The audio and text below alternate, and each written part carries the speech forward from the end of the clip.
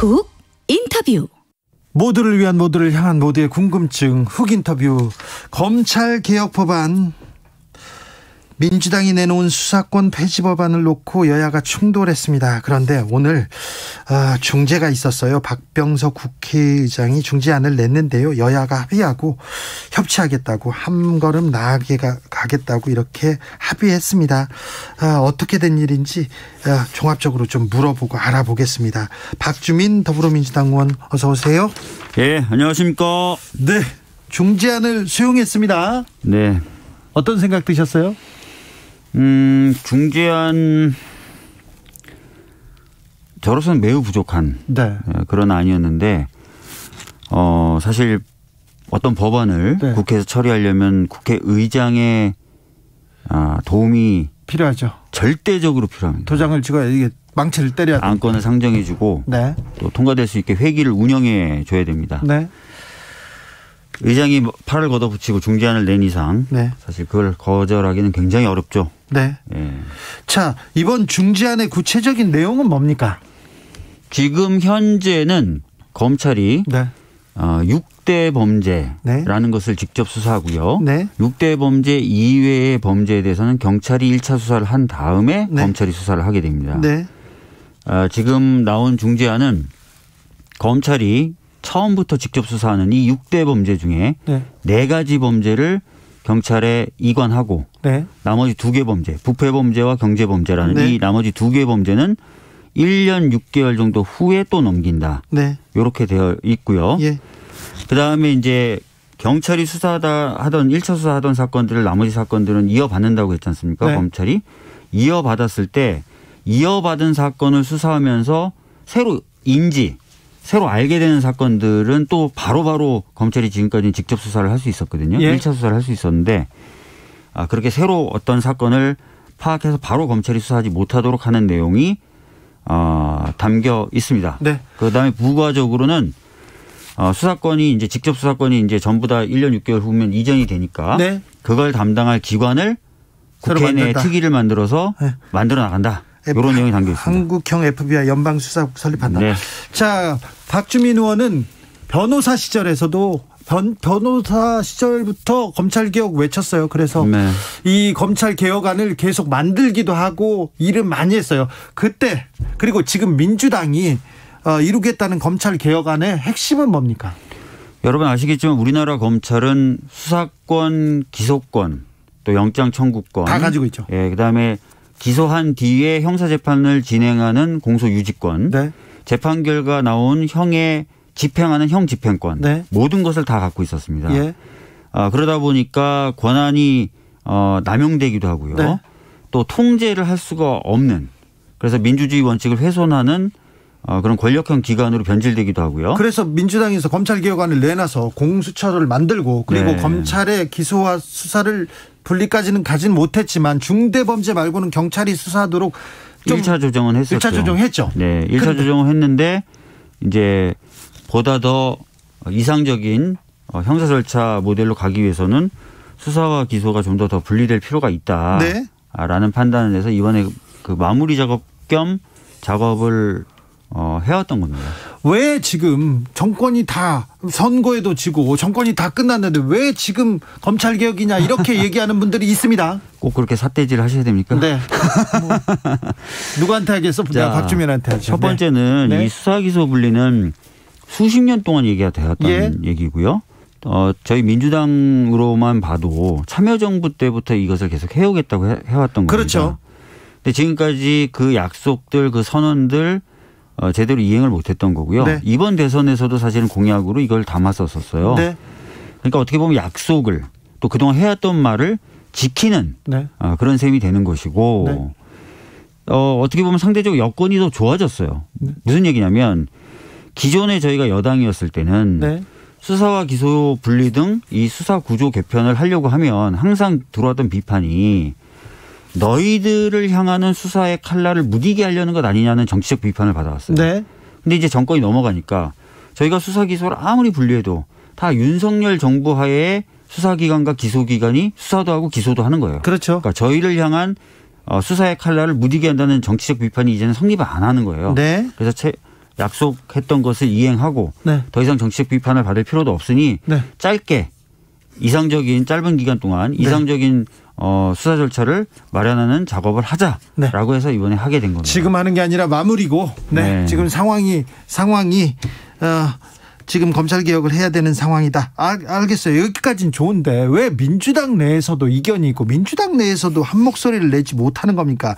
이거 양양자 의원 얘기 나오고 민영배 의원 얘기 나오고 이거 꼼수 아닙니까? 이 지적은 어떻게 하실 거예요? 양양자 의원님 같은 경우는 우리 당은 아니셨고요. 그래서 다른 말씀을 하실 수 있다고 저는 보고요. 네, 민주당이 있다 나가신 분이죠. 네, 그다음에 이제 민영배 의원의 이제 탈당의 경우에는 본인이 심각하게 그 부분을 고민했다 그래요. 제가 듣기로는 뭔가 이 법이 굉장히 중요하고 이게 꼭 통과시켜야 될 거라고 본인이 생각해서 진짜 자기가 강력하게 요구했었다 이렇게 저는 들었습니다. 그래요? 네.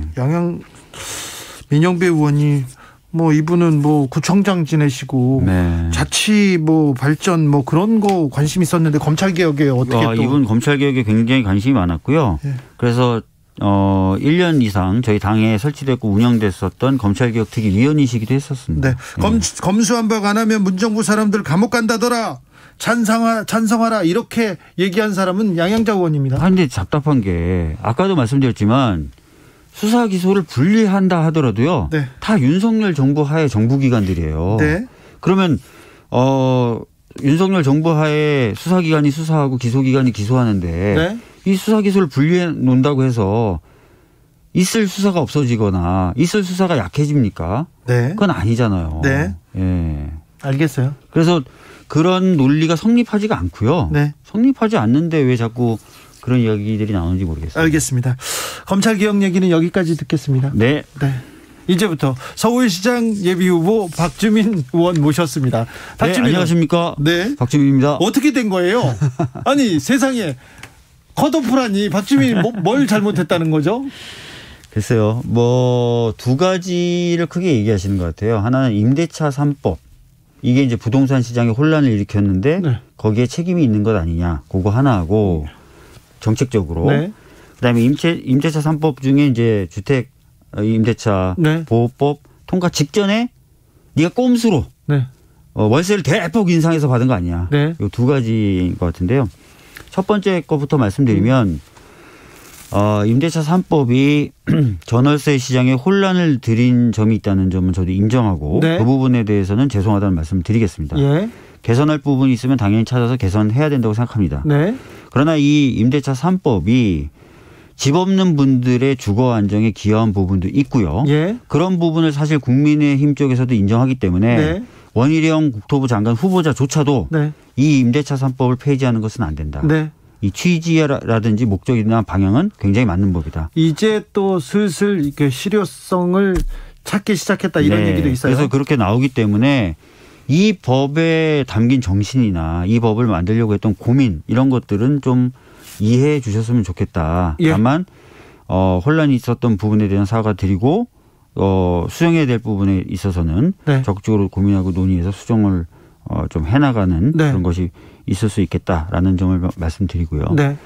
자, 임대차 3법 중에 주택임대차보호법 통과되기 직전에 기습적으로 월세를 대폭 올려가지고 폭리를 취한 것 아니냐 네. 이런 말씀이 있는데 첫 번째는 주택임대차보호법 시행 시기를 알았거나 통과 시기를 알았던 적도 없고요. 예. 제 집에 사시던 분이 그 당시는 2년까지밖에 살 수 없는데 법상으로는 4년을 사셨어요. 굉장히 사이좋게 지냈고. 근데 이분이 원래 본인 주택을 가지고 계셨는데 더 이상 집에 사실 필요 없었던 거예요. 그래서 4년이 만기가 된 상황에서 본인이 살던 집에 이사 가겠다 해서 자연스럽게 그때 나가셨어요? 나가시고 신규 계약을 체결한 겁니다. 전혀 그렇습니까? 다른 분하고. 네. 근데 아시다시피 지금 통과돼서 시행되고 있는 법은 네. 신규 계약에는 적용되지 않아요. 네. 갱신 계약. 원래 그렇죠. 사시던 분하고 갱신했을 때 적용되는 법입니다. 네. 그러니까 신규 계약이니까 이 법하고는 전혀 상관없는 거고. 네. 그래서 이 지금 시행되고 있는 법에서 정한 임대차 올리는 상한도 적용되지 않아요. 예, 예. 그러면 이제 시세를 기준으로 할 수밖에 없는데. 그렇죠. 시세보다 싸게 계약한 거 맞고요. 예. 2016년에 전에 사시던 분하고 처음 계약했을 때하고 2020년에 신규 계약했을 때 계산해 보니까 4년 만에 월 15만 원 월세를 인상한 거예요. 네. 알겠어요. 그래서 알겠어. 네. 억울해. 제가 막 억울하다기보다는 네. 막 진짜 약간 얼굴이 억울해. 약간 과장 좀 섞어서 제가 네네. 엄청난 이익을 얻으려고 했고 그거를 네. 위해서 갑자기 뭐 계약을 새로 뭐 체결했거나 아니면 뭐 압박을 해서 계약을 했다. 이거는 알겠어요. 네, 알겠어요. 조금 아니다라는 말씀을 드립니다. 억울하신 것 같은데 물론 법을 발의했던 사람으로서 네. 주거 안정을 위해서 법을 발의했던 사람으로서 네. 더 제 주변을 꼼꼼히 살피고 했었어야 되는데 네. 그러지 못했다는 점에 대해서는 죄송하다는 말씀을 드리고 알겠습니다. 앞으로는 작은 논란조차도 네. 없도록 더 살피겠습니다. 그동안 작은 논란도 없었는데. 그죠. 현재까지는 지금 이 논란 하나밖에 없죠. 네. 근데 그게 너무 마음이 아팠죠. 그 당시에 제가 자세한 숫자까지는 모르겠는데 엄청난 보도가 쏟아졌었고 네. 그때가 또 서울시장 재보궐선거 시기였는데 네. 당에서는 저보고 가만히 있으라 그러더라고요. 네. 그래서 적절히 해명도 못하다 보니까 지금 네. 약간 해명이 필요한 부분이 알겠습니다. 생기고 좀 굳어지고 했던 부분이 있었던 것 같습니다. 4396님, 박 의원님 신규 개혁이라도 서민 입장 생각하세요. 서민 입장 생각해가지고 대폭 이렇게 안 올리고 깎아서 이렇게 네. 또 계약을 체결했답니다. 자, 박주민의 고민이 깊었습니다. 서울시장으로 뭘 할 것인가 고민을 했는데 출마의 변 들어봐야 되겠습니다. 우선 서울이라는 도시는 전국에서 가장 부러움을 사는 곳이죠. 네. 그러나 서울에 사시는 분들의 삶을 들여다보면 저도 서울에서 나고 자랐지만 여전히 많은 불안을 가지고 계십니다. 주거 불안도 있으시고 네. 돌봄에 대한 불안과 걱정도 있으시고요. 안전에 대한 불안도 많이 느끼시고 환경 같은 여건에 대한 불안도 가지고 계세요. 그런 불안과 좀 싸워서 좀 더 행복한 네. 삶을 누리실 수 있는 그런 공간을 만들고 싶다. 네. 그런 목표가 있고요. 네. 그러기 위해서는 다양한 문제를 또 많은 사람들의 동의를 얻어서 해결해야 되는데 네. 그 과정을 거쳐 나가려면 좀 더 다양성이라든지 다원성이라든지 이런 감수성을 가져야 된다고 생각하고 민주적인 절차나 이것을 통해서 의사를 결정하는 프로세스에도 익숙한 사람이 필요하다고 생각합니다. 네. 그래서 다른 세대들보다는 문화의 다양성과 다원성이 꼽히던 시기에 자라온 저 같은 새로운 세대가 좀 그 부분에는 좀 더 정확하고 적절한 역할을 할 수 있다라고 네. 생각을 하면서 출마하게 됐습니다. 네. 아이가 지금 몇 살이죠? 5살입니다. 그래요? 아이를 키워보니까 어떻던가요?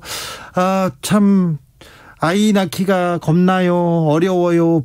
보육도 어렵고요. 교육도 어렵고요. 고민 큽니다. 그렇죠. 사실은 뭐 제가 아이 키워보면서 특히 코로나 시기에 아이 키우다 보니까 사실 뭐 어린이집이나 유치원이 갑자기 확진자가 발생하면은 또 집에 데리고 와서 아이를 케어해 줘야 되거든요. 누군가 그래야죠. 근데 저도 일하지만 제 짝꿍도 일하고 되게 바쁘게 네. 사는 사람이라서 이런 게 전반적으로 삶을 어렵게 만들더라고요. 그리고 네. 주말이 돼서 아이 손잡고 어디 나가보려고 하면 실내 공간은 좀 약간 꺼려지니까 그런 공간도 많지 않고 서울이. 네.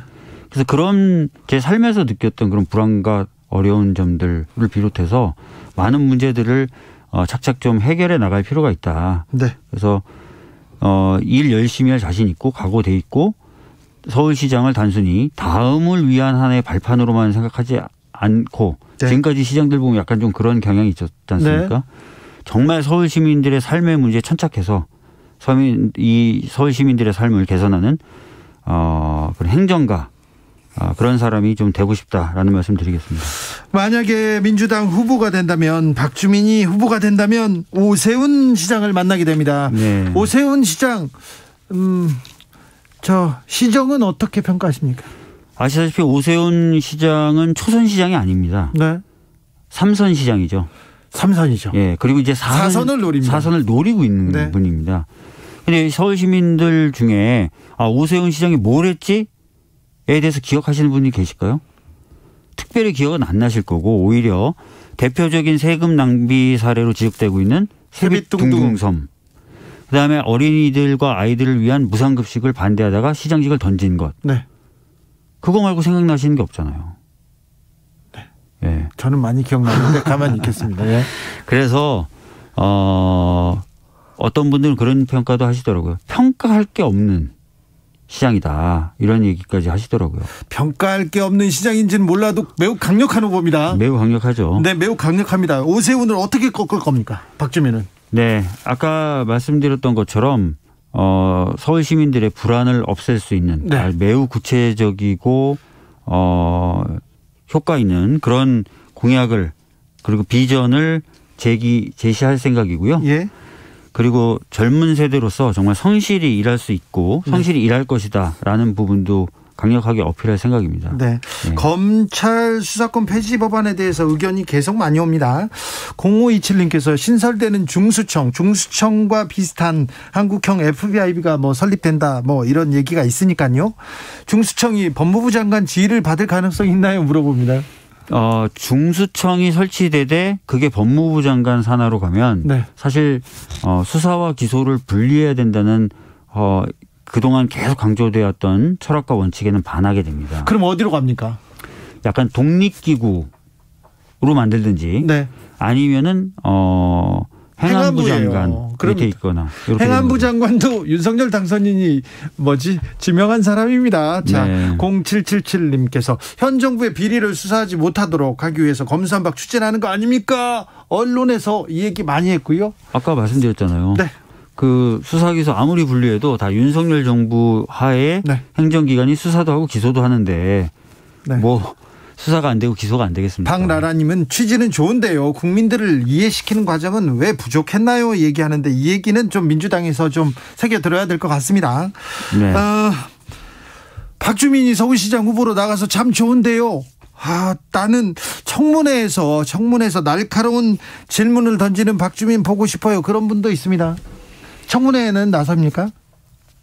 제가 경선에서 떨어지면 네. 청문회 하겠죠. 민주당의 주포인데 청문회 배치하려고 떨어뜨리고 그러진 않겠죠. 네. 그런데 어떤 점을 좀 주목해서 봐야 됩니까? 지금 말씀하신 건 한동훈 법무부 장관? 어디든. 네. 자, 일단 한동훈 법무부 장관부터 얘기해 보자. 한동훈 법무부 장관의 경우에는 이제 지난 검사 시절에 했던 네. 말과 행동 이런 것이 과연 법무부 장관으로 정확하고 적합한가? 네. 이 부분이 이제 핵심 키포인트가 될 거라고 저는 생각을 합니다. 네. 최근에 이제 국회에서 이 수사와 기소를 분리하는 입법 과정을 거칠 때 야반 도주라는 표현을 썼어요. 예. 근데 법무부 장관이라는 위치는요. 네. 한 행정부서의 장이자 동시에 국회와 협력하면서 입법 작용을 돕기도 하고 또 입법 작용을 통해서 제도를 개선하는 한 축이에요. 그렇죠. 예. 그런데 입법부에 대해서 야반 도주라는 표현을 썼어요. 후보자가 예. 매우 부적절하고 지금까지 어떤 장관 후보자도 또 어떤 공직자도 이런 표현을 쓴 적이 없습니다. 예. 굉장히 국회를 무시하고 이 상권분립의 원칙에 대해서 무시하는 그리고 검찰 중심의 어떤 사고를 하는 검찰의 권한을 줄이려고 그러네. 그러니까 이제 거기에 흥분해서 그런 표현을 썼겠죠. 네. 검찰 중심적 사고가 있는 사람인 거예요. 네. 근데 아시다시피 법무부를 두어서 검찰청의 업무를 통할하게 한 이유는 이 검찰을 통제하라는 건데 그렇죠. 이렇게 검찰 중심적인 사람이 법무부 장관으로 다시 오랜만에 네. 검사 출신 이제 장관이 다시 오랜만에 그것도 진짜 누가 봐도 뼛속까지 검찰인 사람이 이제 법무부 장관이 되면 과연 이 법무부의 역할을 제대로 할 수 있을까? 국회까지도 이렇게 무시하는데 저는 생각이 드는 거죠. 네, 한동훈 법무부 장관 후보자도 그렇지만 지금 검찰총장 그리고 고검장, 지검장들 나서서 단체 행동하면서 입법기관인 국회에 항의하는 것까지는 좋은데 국민들한테 좀 윽박지르고 협박하는 모습 보이는 거 굉장히 좀 부적절한데 특별히 민주당에서 임명한 총장, 고검장들 다 지금 사표 냈어요. 이 부분은 어떻게 설명하십니까? 저희가 민주당에서 임명했다 그러면 그게 정확한 표현이 모르겠어요. 근데 하여튼 우리 정부에서 임명한 네. 총장과 고검장 이런 분들이죠. 그러니까 그분들은 누가 임명하든 검사고 또 검사로서 검찰 조직의 이익이 가장 중요한 것이다라는 것을 여실히 보여주고 있는 건데요. 네. 그래서 이 검사라는 조직이 굉장히 특이한 겁니다. 예. 마치 특수한 계급처럼 보이잖아요. 네. 나는 공무원이지만 공무원 관련된 법령에 적용이 안 된다. 나는 우리 헌법 하에 움직이는 사람이지만 헌법에 따른 상권분립이나 이런 거는 우습다. 네. 이렇게 움직이는데 제발 이런 특권의식 이런 것들은 좀 버렸으면 좋겠습니다. 박주민 변호사와 한 15년 전에 만나서 검찰개혁에 대해서 그때도 비슷한 고민을 얘기했던 게 기억나는데 지금도 다시 이 얘기를 해야 되는 것 자체가 조금 네, 씁쓸하기도 합니다. 네. 아무튼 박주민이 이깁니까? 경선에서요? 네, 경선에서 그리고 또 저 선거에서 경선에서 이깁니다. 네. 그리고 본선에서도 이길 겁니다. 네, 그렇습니다. 네. 박주민 강합니까? 저요? 네, 엄청 강합니다. 많은 분들이 저를 보고 힘이 없어 보인다. 네. 맨날 소곤소곤 조곤조곤만 얘기한다라고 얘기하시는데 그렇지 않죠. 네, 네. 아마 주 기자님이 더 잘 아실 거고 네. 싸울 때는 확실하게 누구보다 강하게 싸우고 부드럽고 유연해야 될 때는 또 누구보다도 더 부드럽고 유연하다라고 자부하고 있습니다. 알겠습니다. 지금까지 박주민 더불어민주당 서울시장 예비 후보였습니다. 감사합니다. 예, 감사합니다. 교통정보센터 다녀올게요. 유하영 씨.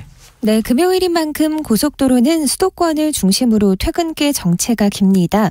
수도권 제일수단고속도로 판교에서 구리 방면, 성남 요금소에서 토평까지 20km 정체고요.